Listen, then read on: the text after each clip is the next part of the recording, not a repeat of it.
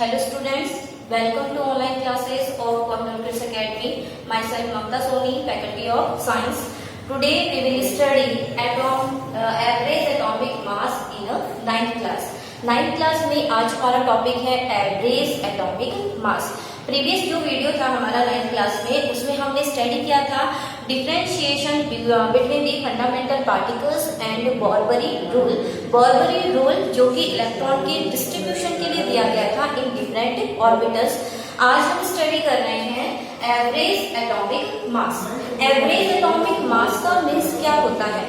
Atomic mass का means मैंने आपको प्रीवियस वीडियो में जब हमने स्टडी किया था, एटॉमिक मास का मीन्स होता है नंबर ऑफ न्यूट्रॉन और नंबर ऑफ प्रोटॉन को अगर हम एवरेज कर दें तो किसी भी एलिमेंट के लिए हम क्या निकाल सकते हैं? Atomic mass. एटॉमिक मास का मीन्स मैंने आपको बताया था, एटॉमिक मास मीन्स होता है किसी भी एटम या किसी भी एलिमेंट के लिए अगर आप उसके न्यूट्रॉन और प्रोटॉन का टोटल कर दें तो उसे आप क्या कहेंगे? उसे आप कहेंगे एटॉमिक मास. आज हम डिस्कस कर रहे हैं average atomic mass. Average atomic मास का मीन्स होता है कि एलिमेंट जो है उसके जो डिफरेंट आइसोटॉप्स होते हैं, उन आइसोटॉप्स का जो एटॉमिक मास होता है और उसकी जो परसेंटेज अबेंडेंस होती है उसका अगर एवरेज कर दिया जाए तो किसी भी एलिमेंट के लिए क्या निकालते हैं हम? एवरेज एटॉमिक मास. सो एवरेज एटॉमिक मास जो है उसको हम पहले ये डिस्कस करते हैं कि एवरेज एटॉमिक मास में हम स्टडी क्या करते हैं. एवरेज एटॉमिक मास में हम स्टडी करते हैं mass of the isotope. Isotope का मीन्स मैंने आपको बताया था mass of the isotope. Isotope का मीन्स मैंने आपको प्रीवियस वीडियो में हमने स्टडी कर लिया है what is the isotope. Isotope का मीन्स होता है किसी भी एलिमेंट का एटॉमिक नंबर जो होता है वो तो सेम हो लेकिन एटॉमिक मास अगर डिफरेंट हो तो उसे हम क्या कहते हैं? आइसोटोप. तो आप किसी भी जैसे कोई भी एलिमेंट है उसके जो आइसोटोप है उसका जो मास होगा उसको आपको टोटल करना है. जैसे मान लीजिए क्लोरीन है तो क्लोरीन एटम के कितने आइसोटोप होते हैं? 2. कौन कौन से? एक होता है क्लोरीन 35 और एक होता है क्लोरीन 37. अब आपको पता है आइसोटोप जो है उन दोनों के ये यहाँ पे हम क्या शो करते हैं? मास. और इनके इस कॉर्नर में हम क्या शो करते हैं? Atomic number. क्लोरीन का एटॉमिक नंबर कितना होता है? 17 एंड 17. तो कहने का मीन्स क्या है? क्लोरीन एलिमेंट है, इस एलिमेंट के ये दो आइसोटॉप हैं, क्लोरीन 35, क्लोरीन 37. अब इन दोनों के जो परसेंटेज अबेंडेंस है उसको जब हम सॉल्व करते हैं तो किस में सॉल्व करते हैं? एवरेज एटॉमिक मास में सॉल्व करते हैं. तो एवरेज एटॉमिक मास की सबसे पहले हम स्टडी करते हैं definition. What is the definition of average atomic mass? Average atomic mass की डेफिनेशन होती है sum of atomic mass, sum of atomic mass and percentage abundance. Percentage abundance of isotope. Percentage abundance of isotope of element in nature is called average atomic mass. देखो हमने क्या study किया है? हम सम करते हैं, हम टोटल करते हैं. किसका करते हैं? एटॉमिक मास का और परसेंटेज अबेंडेंस का. परसेंटेज अबेंडेंस का मतलब है कि कोई भी एलिमेंट है उसका जो आइसोटोप है वो नेचर में कितना पाया जा रहा है उसको आप कहेंगे परसेंटेज अबेंडेंस. और किसका निकाल रहे हैं हम? आइसोटोप का. किसी भी एलिमेंट की आइसोटोप का एटॉमिक मास और परसेंटेज अबेंडेंस, इन दोनों का अगर हम टोटल करते हैं तो हमारे पास में एलिमेंट का क्या आ जाता है? एवरेज एटॉमिक मास आ जाता है. एवरेज एटॉमिक मास के बेस पे हमें न्यूमेरिकल सॉल्व करने होते हैं. तो इसका एक बेसिक फॉर्मूला है. फॉर्मूला है हमारे पास में average is equal to m1 p1 plus m2 p2. यहाँ पर ये जो फॉर्मूला है बेसिकली इस फॉर्मूले के बेस पे हमें न्यूमेरिकल दिए हुए होंगे, उस न्यूमेरिकल को हमें इसी फॉर्मूले के बेस पे सॉल्व करना है. लेकिन मैं आपको ये बता दूं कि एवरेज एटॉमिक मास के बेस पे जो हमारे न्यूमेरिकल्स आते हैं उस न्यूमेरिकल्स में आपको केवल दो ही चीजें दी हुई मिलेंगी, यानी कि 2 वैल्यूज दी हुई मिलेंगी. एक वैल्यू जो है वो आपसे पूछी जाएगी. अब देखो कौन सी वैल्यू है जो आपको उस न्यूमेरिकल में दी हुई होगी। अब हमारे पास में रह गई दो वैल्यू, तो दो वैल्यू जो है वो हमें या तो वो एवरेज एटॉमिक मास पूछेगा या फिर वो परसेंटेज अबंडेंस पूछेगा। इस फॉर्मूले में जो m1 और m2 है वो तो क्या है, एटॉमिक मास है। क्या है ये, एटॉमिक मास ऑफ आइसोटोप। कोई भी आइसोटोप आपको दे दिया जाएगा न्यूमेरिकल में, उस आइसोटोप का जो m1 m2 है वो क्या बताते हैं, आइसोटोप के मास को बताते हैं। अब किसी भी एलिमेंट की जो जरूरी नहीं है कि आइसोटोप दो ही हो, अगर मान लीजिए किसी एलिमेंट के आइसोटोप अगर 2 है तो आप राइट करेंगे m1 p1 plus m2 p2। अगर किसी एलिमेंट के आइसोटोप 3 हो जाते हैं तो आप क्या राइट कर देंगे, m3 p3। लेकिन हमें यह बेसिकली हमें किसके लिए निकालना है, तो आइसोटोप्स के लिए। और जो यहाँ पे p1 p2 दे रखा है वो है यहाँ पे परसेंटेज अबंडेंस। क्या है ये, परसेंटेज अबंडेंस। परसेंटेज अबंडेंस का मींस मैंने आपको बताया था कि जो आइसोटोप है वो नेचर में कितनी परसेंट प्रेजेंट है उसे आप कहेंगे परसेंटेज अबंडेंस। तो मैंने अभी आपको कहा कि कौन सी वैल्यू हमें फिक्स दी हुई होगी, m1 और m2 की वैल्यू आपको दी हुई होगी, मतलब आइसोटोप का मास आपको दिया हुआ होगा। अब आप रह जाता है एवरेज एटॉमिक मास, और ये जो p1 p2 है इसको हम कह रहे हैं परसेंटेज अबंडेंस। तो इन दोनों में से कोई एक आपसे पूछेगा, यानी कि या तो वो एवरेज एटॉमिक मास पूछेगा या फिर वो परसेंटेज अबंडेंस पूछेगा। अगर आपके पूछा जाता है एवरेज एटॉमिक मास तो आपको फॉर्मूला ऐसे कैसे लगाना है न्यूमेरिकल में, ध्यान रखना। अगर आपसे पूछे कि किसी भी एलिमेंट का एवरेज एटॉमिक मास कैलकुलेट कीजिए तो आपको फॉर्मूला ऐसे कैसे रखना है, m1 p1 plus m2 p2। लेकिन अगर आपसे पूछे न्यूमेरिकल में कि किसी भी आइटम का परसेंटेज अबंडेंस सॉल्व कीजिए तो उस कंडीशन में आपको क्या करना है, फॉर्मूला को आप यही राइट करेंगे, average is equal to m1 p1 plus m2 p2। लेकिन इस फॉर्मूले को आप डिवाइड करेंगे किसके द्वारा, 100 के द्वारा।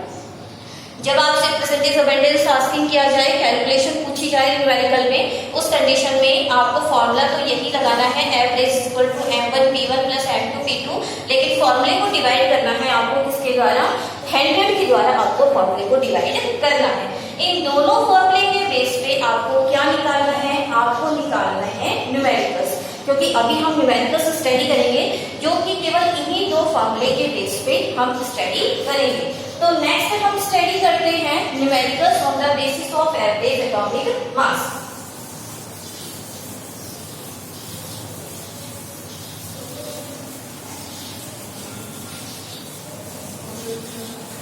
एवरेज एटॉमिक मास के बेस पे हमारा फर्स्ट न्यूमेरिकल है, numerical number 1, calculate the average atomic mass, average atomic मास।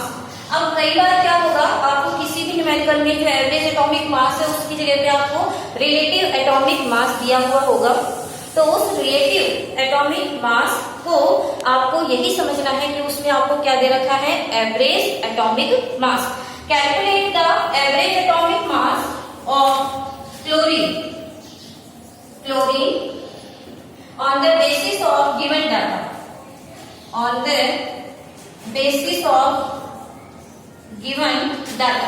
अब आपको कुछ वैल्यू दी हुई होंगी और कुछ वैल्यूज आपको सॉल्व करनी है। तो देखो क्लोरीन जो है आपको क्या दिया हुआ मिलेगा, क्वेश्चन में क्या दे रखा है हमें देगा एलिमेंट क्या दे रखा है हमें, क्लोरीन जो है उसका आपको पता होना चाहिए कि क्लोरीन जो उसका आइसोटोप्स कितने होते हैं, 2। तो एक कॉलम में हम राइट कर देंगे, दिया हुआ है आपको आइसोटोप। क्लोरीन का एक आइसोटोप होता है क्लोरीन 35, आइसोटोप का जो एटॉमिक नंबर होता है वो क्या होता है, सेम। नेक्स्ट है इसका जो आइसोटोप क्लोरीन 37, जिसका एटॉमिक नंबर कितना है, 17।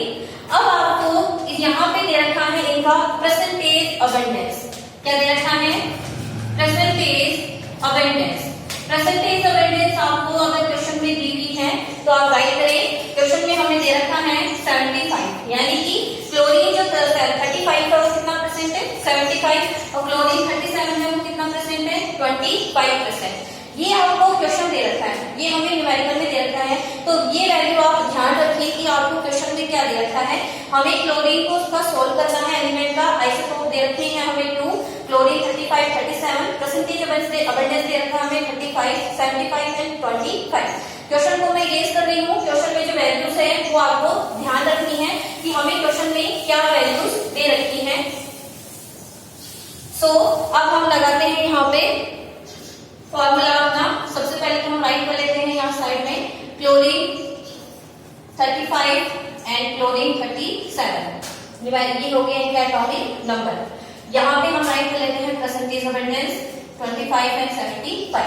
अब इसका जो न्यूमेरिकल का जो फॉर्मूला है, बेसिक फॉर्मूला, वो था average is equal to m1 p1 plus m2 p2। ये हमारे पास फॉर्मूला है। इस फॉर्मूले में आपको क्या क्या वैल्यू दे रखी है और क्या आपसे पूछा गया है। एवरेज एटॉमिक मास हमसे क्लोरीन का पूछा गया है। हमें यहाँ पे वैल्यूज जो होती है वो डायरेक्ट रखनी है। यहाँ पे m1 और m2 क्या है, मास ऑफ आइसोटोप। तो ये आइसोटोप है, इस आइसोटोप का मास है 35 और इस आइसोटोप का मास कितना है 37। तो आपको यहाँ पे m1 की जगह रखना है 35 और m2 की जगह आपको रखना है 37।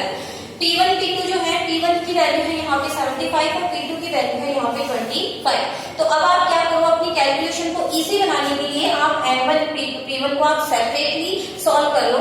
तो यहाँ पे हम सेपरेटली सॉल्व कर लेते हैं। M1 P1 is equal to M1 की वैल्यू कितनी है 35 मल्टीप्लाई P1 की वैल्यू कितनी है अपने पास में 75। परसेंटेज है, साइन हटाएंगे तो कितना आ जाएगा 100। अब इसको कैलकुलेट कर लो। 25 इज 75, 25 4 100 मल्टीप्लाई करेंगे तो आपके पास में वैल्यू आएगी 105/4। नेक्स्ट आता है, हम निकालते हैं m2 p2। इसके लिए आपको क्या करना है, m2 की वैल्यू कितनी है 37 मल्टीप्लाई p2 की वैल्यू कितनी है 25/100। कितना आ जाएगा, इसके पास में आ जाएगा 37/4। तो ये वैल्यूज आई हमारे पास में। m1 p1 की वैल्यू कितनी आई 105/4। m2 p2 की वैल्यू कितनी आई 37/4। ये वैल्यू आपको डायरेक्ट अपने फॉर्मूले में रखनी है। तो फॉर्मूला क्या है हमारे पास में, एवरेज इज इक्वल टू हो जाएगा 105/4, क्योंकि हमने m1 p1 की वैल्यू यहाँ से सॉल्व करनी है 105/4 और m2 p2 की वैल्यू हमारे पास में है 37/4। तो हम रख लेंगे 37/4। इन दोनों का आप ले लेंगे एलसीएम लेने पे हमारे पास में एलसीएम आ जाएगा 4। कैलकुलेशन करेंगे तो 105 प्लस 37। इन दोनों का एवरेज करेंगे तो आपके पास में टोटल आएगा 142। इसको आप डिवाइड करेंगे 4 से। हम निकाल रहे हैं एवरेज, और एवरेज जो है वो आ जाएगा हमारे पास में 35.5 U। मैंने आपको जब एटॉमिक मास बताया था तो मैंने आपको बताया था कि किसी भी एटम का जो एटॉमिक मास होता है उसको एक यूनिट की तरह रिप्रेजेंट किया जाता है, जिसको हम कहते हैं एटॉमिक मास यूनिट। तो यहाँ पे U जो है वो किसको बता रहा है, U बता रहे हैं यहाँ पे एटॉमिक मास यूनिट को। तो एक क्वेश्चन तो आपको मिलेगा इसके बेस पे। क्या पूछेगा आपसे, average atomic mass. Average atomic मास जब आपसे पूछे तो फॉर्मूला आपको ऐसे कैसे रखना है, आप m1 p1 और m2 p2 को सेपरेटली सॉल्व करें। उसके बाद में आपके पास में जो भी वैल्यू आती है आप डायरेक्ट फॉर्मूले में रखें, एलसीएम लेके उसकी आप एटॉमिक मास को सॉल्व कर लें। अब एक नेक्स्ट न्यूमेरिकल आता है। नेक्स्ट न्यूमेरिकल आता है हमारा परसेंटेज अबंडेंस के बेस पे। परसेंटेज अबंडेंस के बेस पे अगर आपके इससे न्यूमेरिकल में पूछ लिया जाए कि एलिमेंट का परसेंटेज अबंडेंस सॉल्व कीजिए, तो आप उसको कैसे सॉल्व करेंगे, उसके लिए हम सेकंड न्यूमेरिकल सॉल्व करते हैं।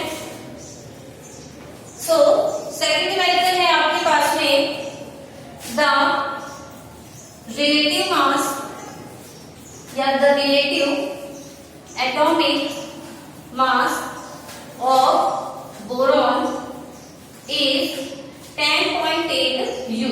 U जो है यहाँ पे क्या है, एटॉमिक मास यूनिट। अब आपसे पूछा जा रहा है calculate the percentage abundance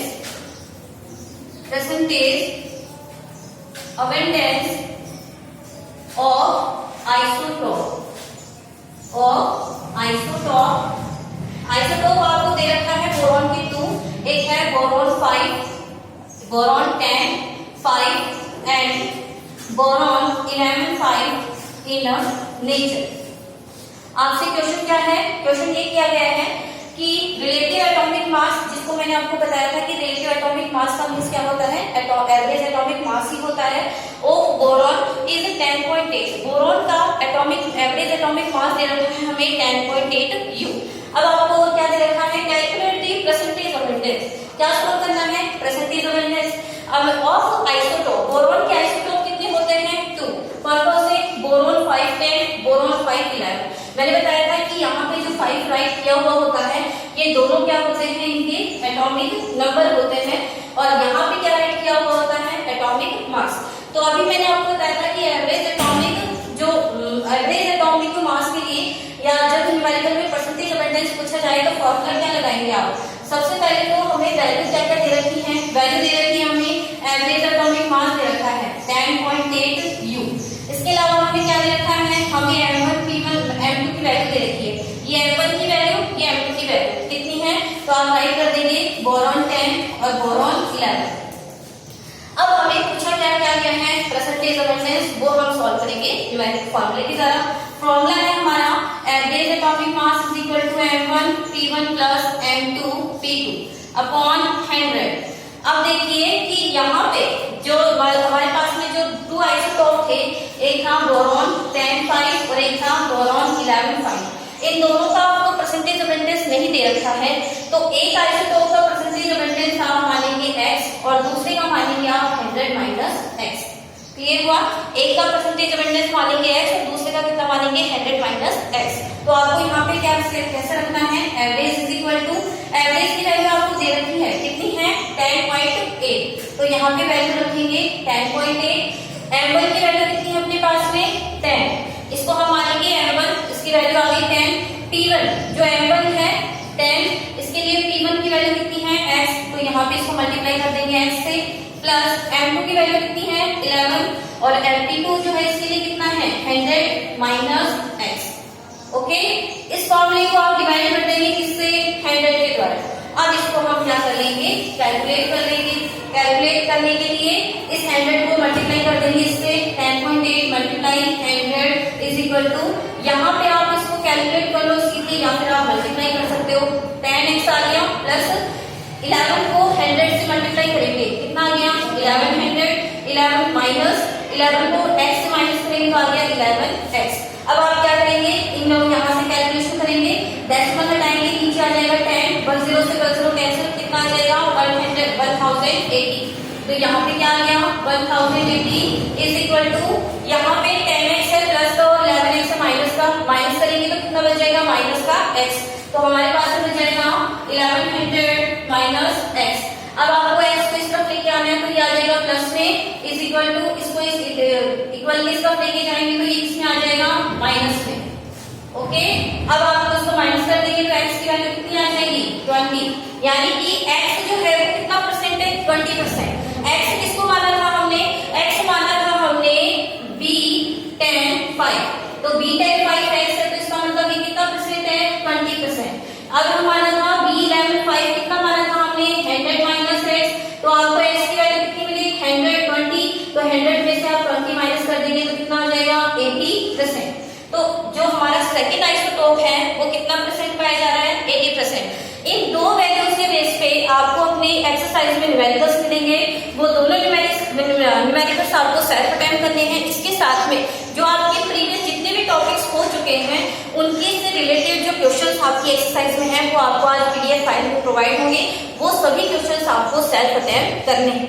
So, thank you for watching this video and download the PDF file of this topic from description link. Thank you.